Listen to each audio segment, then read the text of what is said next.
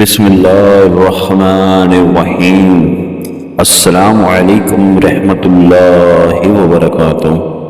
آپ دیکھ رہے ہیں روحانی دربار اور میں ہوں آپ کا میزبان۔ آج کی اس دلچسپ اور معلوماتی ویڈیو میں ہم بات کریں گے مراقبے کے بارے میں۔ آخر مراقبہ شروع کرتے ہی انسان کے اندر کیا تبدیلیاں پیدا ہوتی ہیں، کون سی روحانی نشانیاں ظاہر ہوتی ہیں، اور پہلی نشانی ایسی جسے جان کر بہت سے لوگ حیران رہ جاتے ہیں۔ اگر آپ روحانی علوم، وظائف، مراقبہ اور باطنی ترقی میں دلچسپی رکھتے ہیں تو ویڈیو کو آخر تک ضرور دیکھیں۔ اب چلتے ہیں اپنے اصل موضوع کی طرف۔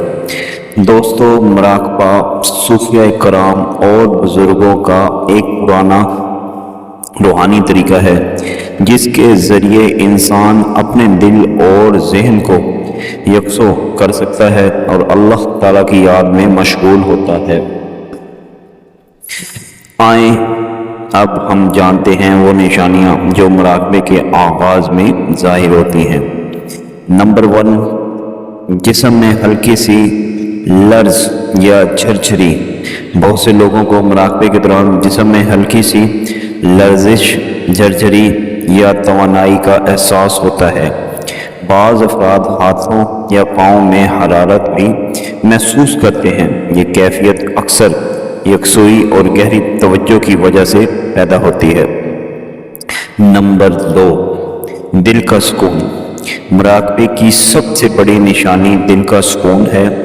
پریشان خیالات کم ہونے لگتے ہیں اور انسان اپنے اندر ایک عجیب سی راحت محسوس کرتا ہے۔ نمبر 3، آنکھوں کے سامنے روشنی یا رنگ۔ کچھ لوگوں کو آنکھیں بند کرنے پر ہلکی روشنی، مختلف رنگ یا چمک محسوس ہوتی ہے۔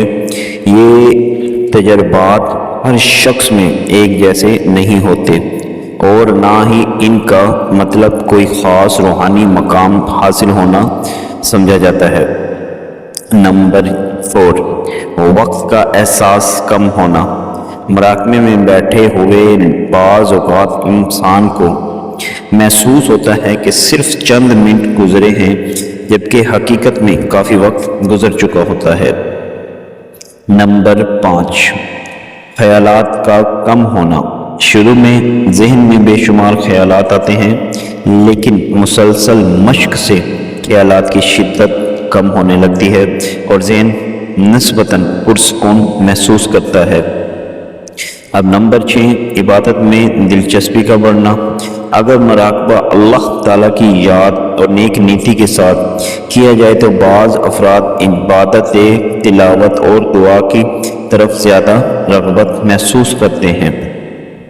نمبر 7، اپنے اعمال پر غور و فکر۔